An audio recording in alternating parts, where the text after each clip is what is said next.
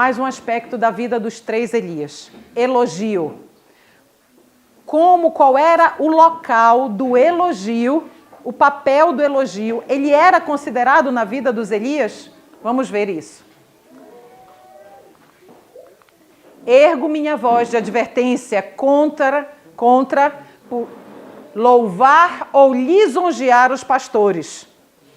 Vejo o mal, o extremo mal dessa atitude. Nunca falem palavras de louvor aos pastores diante deles. E aqui em pastores, queridos, eu vou ampliar um pouquinho. Aos pregadores. Qualquer pregador, seja quem for, exaltem a Deus, respeitem um pastor fiel, reconheçam as suas responsabilidades e busquem aliviá-las, se possível, mas não os elogiem, porque Satanás está vigilante para fazer ele mesmo essa espécie de trabalho. Serva do Senhor, inspirada pelo Espírito Santo, em Testemunhos para a Igreja, volume 1, página 474. Meus irmãos, não precisamos elogiar. Precisamos, se o seu e o meu coração estão cheios por uma mensagem, e você quer falar alguma coisa com a pessoa que está passando a mensagem, que o Senhor Deus seja louvado por esta mensagem, não pela pessoa, por esta mensagem, porque era ela que eu precisava escutar. Mas nunca para a pessoa, nunca para o mensageiro. Sabe por quê, queridos? Todas as vezes que o ser humano ele fica em evidência, ele é fortemente tentado a que o seu orgulho, a sua vaidade sejam o quê? Massageadas.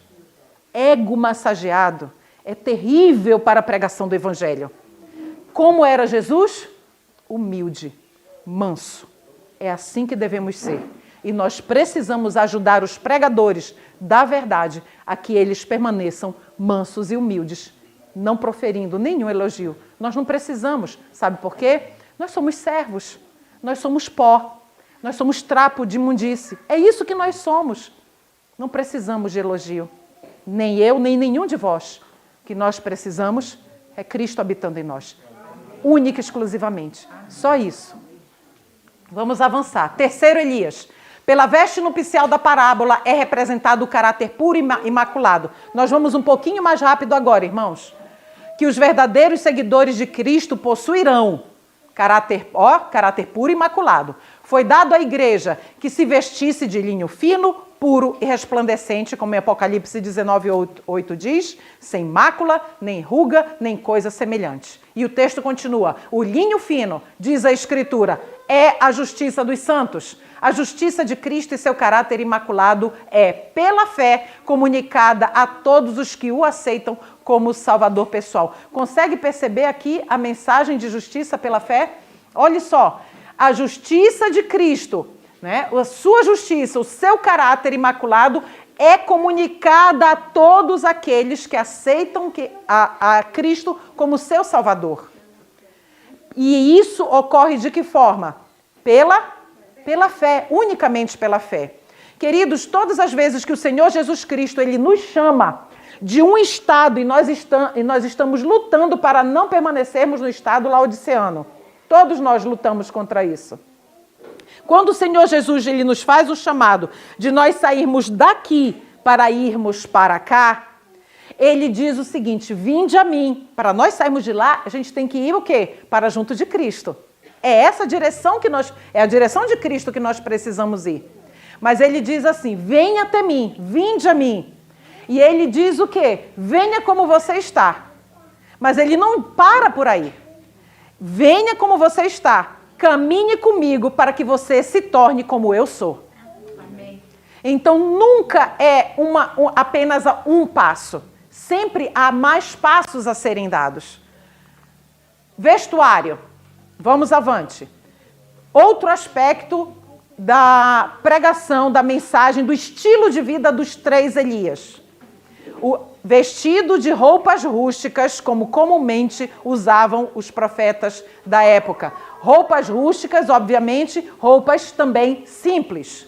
Segundo Elias, e este João tinha as suas vestes de pelos de camelo e um cinto de couro em torno de seus lombos, à semelhança dos profetas antigos. A simplicidade de seu vestuário, feito de pelos de camelo, era uma permanente reprovação à extravagância e exibição dos sacerdotes judeus, bem como de quem? Do povo em geral. Mais uma vez, nós estamos falando aqui direcionados ao povo de Deus, num contexto de povo de Deus que possui grande luz. Vamos avante. Maranata. Por sua simplicidade de vestuário, o Batista devia constituir uma repreensão para a sua época, desejado de todas as nações. O singular aspecto de João fazia a mente dos ouvintes reportar-se aos antigos videntes. Nas maneiras e no vestuário, assemelhava-se a quem? Ao profeta Elias. Vamos avante. Desejado. João fora chamado a reprovar os pecados e excessos de seu tempo. E seu singelo vestuário e vida abnegada estavam em quê? Em harmonia com o seu caráter e a sua missão. Nós temos um chamado, temos uma missão. O nosso vestuário, a forma pela qual nós nos trajamos, nós nos vestimos, vai testificar ou não, vai dar mais força, mais credibilidade à nossa missão ou não. Ricos trajes e luxos da vida não constituem a porção dos servos de Deus, mas constitui a porção de quem? Mas dos que residem nas casas dos reis, o que são quem? Os dominadores deste mundo, aos quais pertencem seu poder e riquezas. Capítulo 22 do Desejado de Todas as Nações. E agora o terceiro Elias. Os que viajavam pelo caminho estreito, os que viajam pelo caminho estreito não se vestem como a multidão do caminho largo. Queridos, lembram da visão do caminho estreito que o Senhor Deus deu para Ellen White? Naquela visão, ao mesmo tempo em que ela via um povo caminhando pelo caminho estreito, ela também via um povo caminhando pelo caminho largo, mas que, e eu vou parafrasear porque eu não lembro do texto exato, mas que professava caminhar no caminho estreito. E eles diziam, morto estou para o mundo, estou morto para o mundo. Era o que o povo do caminho largo dizia. Se vestiam como os do caminho estreito em algumas situações, agiam como os do caminho estreito, mas a sua vida testificava o contrário. Aqui foi uma ilustração da visão que o Senhor Deus deu para a serva do Senhor. E aqui, irmãos, isso faz parte, eu fiz um recorte de um estudo sobre modéstia cristã, que eu tenho feito há algum tempo. E nós estamos agora num contexto de terceiro Elias, tá? Agora é para nós, Israel moderno.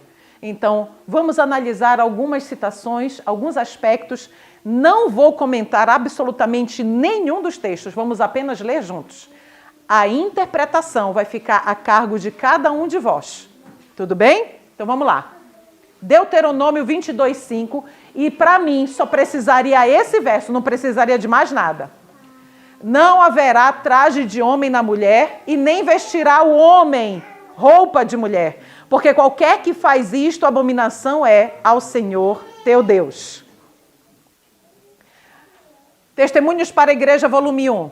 Há uma crescente tendência de as mulheres usarem vestuário e adotarem aparência mais semelhantes aos do sexo oposto, e escolherem seus trajes bem parecidos com os dos homens. Mas Deus declara que isso é? Não fareis lacerações na vossa carne pelos mortos, nem no vosso corpo imprimireis o quê? Qualquer marca. Eu sou o Senhor, isso está em Levítico, capítulo 19, verso 28. Manual da nossa igreja. Fala alguma coisa a respeito dos princípios de modéstia que o terceiro Elias deve prezar? Devemos evitar o uso de cosméticos que não coadunam com o bom gosto e com os princípios da modéstia cristã. O uso de maquiagem no ambiente de adoração é um agravante. chama a atenção para a pessoa, é uma expressão de vaidade. A atitude no culto de adoração deve ser de humildade e introspecção. Ou não sabeis que o vosso corpo é o templo do Espírito Santo, que habita em vós, proveniente de Deus, e que não sois de vós mesmos? Porque fostes comprados por bom preço. Glorificai, pois, a Deus no vosso corpo e no vosso espírito, os quais pertencem a Deus. 1 Coríntios 6, 19 e 20. Apocalipse 17, 4 nos relata uma mulher vestida de escarlata e toda adornada, né? Uma igreja, a gente bem sabe. E Apocalipse 12, 1 é uma mulher vestida de sol. Quem é o sol da justiça? Cristo. Nós precisamos decidir quem nós somos, quem nós seguimos. Não é verdade? O livro Educação, na página 248, nos fala o quê? O caráter de uma pessoa é julgado pelo aspecto do seu vestuário. Repetindo, o caráter de uma pessoa é julgado pelo aspecto do seu vestuário. Essa mesma mensagem de modéstia, que eu só fiz um recorte aqui, eu fiz essa pregação, essa mensagem, estudo, na igreja, última igreja que nós fizemos parte na nossa cidade natal, Belém. Foi num culto jovem à tarde. Quando eu comecei a mostrar essas fotos, todos começaram a rir. Todos começaram a rir. Todos os jovens, principalmente as meninas. Mulheres de Deus fazendo exercício físico. Uma mulher de Deus trabalhando na roça. E eu já ouvi muitas irmãs falando que a saia ela atrapalha. Não atrapalha, não. Olha aqui um. Olha aqui, mas tem estratégias. Isso. Cuidando da horta. Trabalhando na horta. Trabalhando na horta. Conhece aquela ali, Sandra, de cabelo preto? Meu cabelo ainda não era assim. Aquela ali sou eu. Olha a saia. Inclusive até trouxe ela aí. Irmãs nossas do interior de Minas Gerais. Irmãs nossas do interior de Minas Gerais. É possível, irmãos, honrar a Deus e ser elegante. Amém. É possível honrar a Deus e ser elegante. É possível praticar exercícios físicos e não ser esquisitona e ser elegante. Essa é a minha roupa de exercício físico. Claro que a minha legging vai mais para baixo. E vocês conhecem essa irmã. Ela me autorizou a usar. É possível tomar banho com outras pessoas, se recrear com uma roupa modesta. Vamos à saúde agora dos três Elias. Segundo Elias, a fim de cumprir sua missão, o batista deve ter o quê? Sã constituição física, bem como, que mais? Resistência. Leiam aqui para mim, irmãos. Resistência mental e espiritual. Era, portanto, necessário que esse Elias fizesse o quê? Regesse os seus apetites e paixões. Meu esposo fala muito em casa, repetidas vezes. Ele disse, quando o meu eu quer fazer tal coisa, eu contrario o meu eu e eu faço outra coisa. Para que o meu eu não cresça dentro de mim e eu me acostume a obedecer a quem não é o meu Senhor. Então, precisamos reger os apetites e paixões. Segundo Elias, e este João alimentava-se de quê? Gafanhotos. Não é o objetivo do estudo de hoje, mas gafanhotos é alfarroba, de forma bem direta. E vamos já ver um texto que confirma isso. São favas, e favas de alfarroba e mel silvestre. A gente vai ver a imagenzinha, olha aí, as favas de alfarroba, tá? Isso. Então, alfarroba, fruto também conhecido pelos judeus como gafanhoto, Um ótimo substituto do chocolate. Isso aqui, queridos, eu tirei aqui, ó, desse site, desse blog aqui, pois não contém cafeína, né? E aqui a gente vai ver o texto que confirma, inspirado, que confirma isso. Seu regime puramente vegetariano, o Senhor Deus não se contraria. Composto de gafanhotos e mel silvestre, era uma reprovação à tolerância para com o apetite e a glutonaria predominante em toda parte.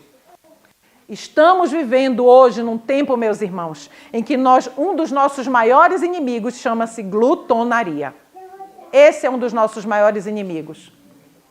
Por sua vida abstinente, olhe lá, simplicidade, alimentação simples, João Batista devia constituir uma repreensão para a sua época. Terceiro, Elias, e os mesmos princípios de temperança que João observava devem ser seguidos por aqueles que, quando? Em nossos dias, devem advertir o mundo da vinda do Filho do Homem. Somos nós.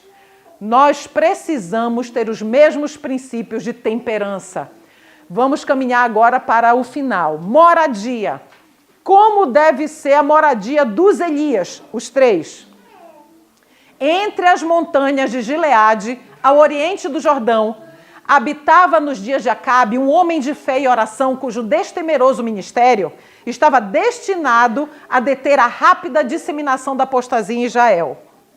Distanciado de qualquer cidade de renome, distante de qualquer cidade, e não ocupando nenhuma alta posição na vida, Elias, o tesbita, não obstante, entregou-se à sua missão, confiante no propósito de Deus de preparar diante dele o caminho e dar-lhe abundante sucesso. Está aqui em Profetas e Reis.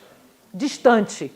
Segundo Elias, e João Batista esteve nos desertos até o dia em que havia de mostrar-se a Israel. Deserto, distante da cidade.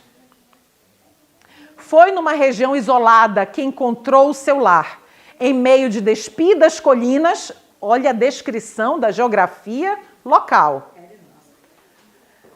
Em meio de despidas colinas, ásperos barrancos e cavernas das rochas, terra de muito pó, vou acrescentar com muito pó, vermelho, barro, quando tem barro vira manteiga. Preferiu, porém, renunciar às diversões e luxos da vida pela rigorosa disciplina do deserto.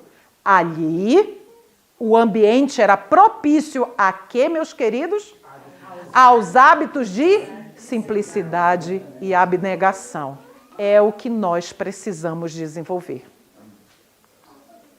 Não perturbado pela agitação do mundo, poderia estudar o que lá? Nessa geografia, lições da natureza, da revelação e da providência. Para ele, a solidão do deserto era um convidativo lugar de escape da sociedade, quase geralmente contaminada de suspeita, incredulidade e impureza. João encontrou no deserto sua escola, santuário e santuário. Terceiro, nós. De acordo com a luz que me foi dada, insisto com o povo para que saia dos grandes centros populosos. Nossas cidades estão se tornando cada vez mais ímpias e cada vez mais se torna evidente que os que desnecessariamente nelas permanecem fazem-no pondo em perigo a salvação de sua alma, desnecessariamente. Queridos, a mensagem de vida no campo não é para alguns, é para todos. É 100% do povo de Deus. Cabe ao quê? Cada um entender a mensagem, entender o chamado e obedecer. E dar os passos de obediência. É isso que é esperado do povo de Deus. Dar os passos da obediência.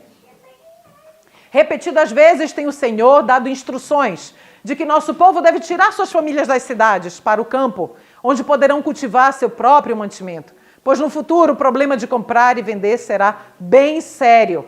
Devemos começar agora a atender as instruções que a miúde, vocês sabem o que significa miúde? Frequentemente, com frequência, repetidas vezes. Vamos retomar? Vamos substituir. Devemos começar agora a atender as instruções que com tanta frequência nos têm sido dadas. Que instruções são essas? Sair das cidades para as zonas rurais, onde as casas não são aglomeradas e onde estareis livres da interferência de inimigos. Num tempo como este, deve o povo que procura guardar os mandamentos de Deus procurar o quê? Lugares afastados, longe das cidades. Vida no Campo 21. Outra vez dizemos, sair das cidades. Não considereis uma grande privação, terdes de ir para as colinas e montanhas. Olha aí a geografia de novo. Mas buscai esse o quê? Retiro, lugar retirado, onde podereis estar, de que forma? Sozinhos com Deus. Para aprender o quê? Ele não disse para você ficar na cidade e aprender. Não estou dizendo, queridos, com isso, que é impossível aprender a vontade de Deus na cidade. Não, não é isso. Né? Então vamos colocar de forma bem clara. Mas na leitura do livro Vida no Campo, a irmã White ela ainda nos diz que se nós permanecermos na cidade com os nossos filhos, a obra de moldar o caráter dos nossos filhos, ela se torna 10 vezes mais difícil. Então, a gente... mas ela não está falando que não é para saber a vontade de Deus. Não, mas ali está o princípio. Então, nós seguramos o quê? Pegamos o princípio e nós adaptamos e colocamos, porque tem que ser feito dessa forma, temos que adaptar, sim, porque princípios são inegociáveis. Então, isso serve para todos os aspectos da nossa vida. Na cidade, é muito difícil. Nós educamos o nosso filho, depois que nós o tiramos da escola, os 2 primeiros anos na cidade. E, queridos, é muito difícil. Vamos avançar. Em vez de morar onde só se podem ver as obras dos homens, onde o que se vê e ouve frequentemente sugere pensamentos maus, onde a balbúrdia e a confusão produzem fadiga e desassossego, ide para um lugar onde possais contemplar as obras de Deus. Buscai tranquilidade de espírito na beleza, quietude e paz da natureza. E o texto continua. Descanse o olhar nos campos verdejantes, nos bosques e colinas. Olha aí a geografia de Deus novamente. Erguei os olhos ao céu azul, não obscurecido pelo pó e fumaça das cidades. E aspirai o ar celeste e revigorador. Ide para um lugar onde, separados das diversões e extravagâncias da vida na cidade, possais ser companheiros para vossos filhos. Isso aqui, irmãos, é o tesouro de Deus para nós. Possais ser companheiros para vossos filhos, ensinando-os a conhecer Deus mediante suas obras e preparando-os para uma vida íntegra e útil. Educação do segundo Elias. Segundo a ordem natural, o filho de Zacarias teria sido educado para ser um sacerdote, certo ou errado? Sim, era para isso que ele devia ter sido educado aonde? Nas escolas dos rabis, né? Dos fariseus lá. A educação das escolas dos rabis, no entanto, o que ela teria feito? Tê-lo-ia incapacitado para a sua obra. Queridos, as escolas dos rabis daquela época eram as escolas adventistas da época.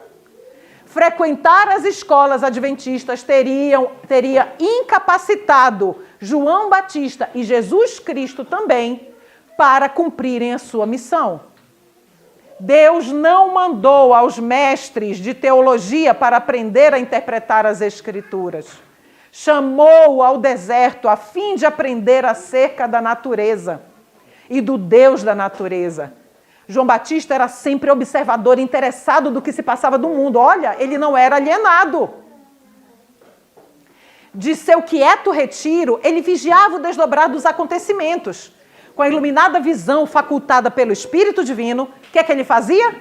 Ele estudava o caráter dos homens com um propósito, para saber como lhes chegar ao coração com a mensagem do céu. Pesava sobre ele a responsabilidade de sua missão, meditando e orando na solidão. Ele buscava cingir a alma para a obra da sua vida. Terceiro Elias, O menino Jesus não se instruía nas escolas das sinagogas. Não necessitava da educação obtida de tais fontes, pois Deus lhe servia de instrutor. Desviando dos profanos métodos do mundo, adquiriu da natureza, olhe só de onde, acumulados conhecimentos científicos.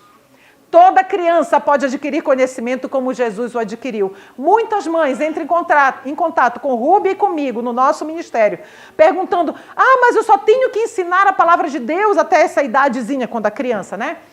Só a palavra, só isso. Sim, minha irmã. E você vai ver que quando você começar a ensinar as letras, seu filho ou sua filhinha vão, rapidinho, aprender tudo muito rápido. Por quê? Porque é isso que a palavra de Deus faz com a mente dos nossos filhos. Eles não têm distrações. Eles não estão sendo, o tempo deles não está sendo consumido com algo que não vai produzir frutos para a glória de Deus. As escolas de seu tempo, com sua maneira de engrandecer coisas insignificantes e amesquinhar as que realmente são grandes, não as procurou Jesus. Sua educação foi recebida das fontes indicadas pelo céu. Trabalho útil, estudo das escrituras, natureza e experiências da vida, que são o quê? Os compêndios divinos, cheios de instruções para todos, quantos neles põem mãos voluntárias, olhos atentos e coração entendido. Socialização. Do segundo Elias, preferiu, porém, renunciar às diversões e luxos da vida pela rigorosa disciplina do deserto.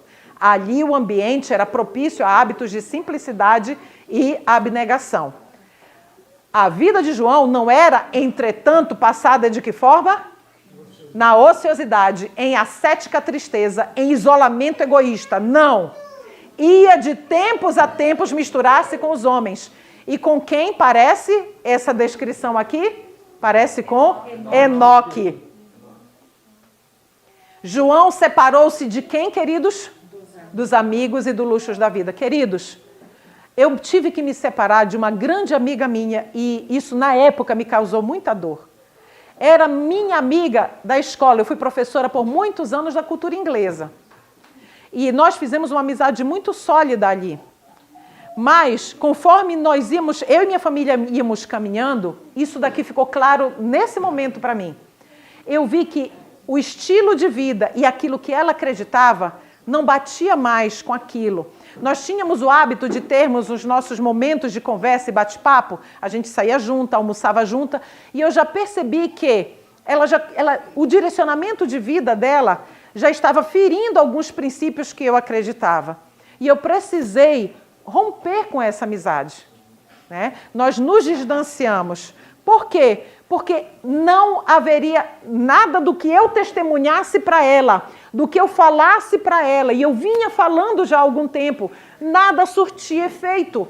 Então, o que acontece? Precisamos, foi necessário que nós nos separássemos. E aqui, isso é uma decisão que todos nós, fatalmente, vamos ter que tomar, inclusive, alguém muito antes de João, teve que tomar essa decisão quando Deus disse, sai da tua casa, da tua parentela, de perto da tua parentela e vai para a terra onde eu vou te mostrar. Ele deixou tudo, Abraão. E isso se repete na história. Conseguem perceber isso? Decisões precisam ser tomadas por amor de Cristo. E aqui nós finalizamos. Minoria. Primeiro Elias. E Elias, disse, eu tenho sido em extremo zeloso pelo Senhor Deus dos Exércitos, porque os filhos de Israel deixaram a tua aliança, derrubaram os teus altares e mataram os teus profetas à espada. E só eu fiquei, e buscam a minha vida para me tirarem. E o Senhor lhe disse, também deixei ficar em Israel. É Deus falando. 7.000, todos os joelhos que não se dobraram a Baal e toda a boca que não beijou. Queridos, pergunto, o Israel daquela época, será que eram 5.000 pessoas, 25.000 pessoas, 50.000 pessoas? Quanto será que era de quantidade de Israel. E esse povo cresceu no decorrer da história. Mas nessa quantidade extremamente grande de adventistas do sétimo dia daquela época, o que foi que aconteceu? Só quantos, da boca de Deus saiu isso? Quantos tinham? 7.000 que não haviam se apartado. Essa desproporcionalidade, ela vai ser mantida até o fim. Por isso que o subtema é minoria. Diariamente o temor de Deus diminuía em Israel. Os blasfemos indícios de idolatria eram vistos entre o Israel de Deus. Elias viu que Israel estava mergulhado em quê? Terrível apostasia. Foi tirado de Review and Herald no comentário da Escola Sabatina de 2014. E aqui nós encerramos. O Senhor, Ele tem chamado um povo, tanto para nós que aqui estamos, quanto com os que nos assistem nesse momento. Esse chamado não é um chamado simples, nem tampouco um chamado fácil, mas é um chamado de Deus. E o Senhor nos pede que nós atendamos a esse chamado por amor. Além de nós termos a missão de levar a verdade a outros fora do nosso círculo familiar, a nossa principal missão está dentro do nosso lar. Nós precisamos conquistar o coração daqueles que ainda estão, que fazem parte, que têm o nosso sangue. E o nosso testemunho pessoal dentro do nosso lar também vai testificar para aqueles que estão fora. Lembram que o Senhor Jesus disse para Abraão que ele precisava fazer o quê com a sua casa? Ele tinha que ordenar, por ordem, na sua casa, em toda a sua casa. Que o Senhor Jesus Cristo nos ajude. Que essas reflexões que nós fizemos hoje, elas fiquem martelando na nossa mente. Que nós não as esqueçamos. E que nós possamos dar passos de reforma, sim, mas não uma reforma legalista, uma reforma amorosa, por entender que a mancha e a mácula, elas precisam sair do nosso coração, da nossa mente. E que o Senhor precisa de um povo para levar para o céu. E esse povo, ele tem que carregar o caráter de Cristo. Esse povo, ele tem que representar a Jesus em todos os aspectos. Tanto com aqueles com os quais nós nos relacionamos, quanto com aqueles que cometem erros e que precisam voltar para o aprisco. Nós precisamos amá-los igualmente, para que o Senhor, Ele possa fazer a obra na vida deles e na vida nossa. Uma obra de misericórdia, uma obra de amor. Esse é o chamado de Deus para nós.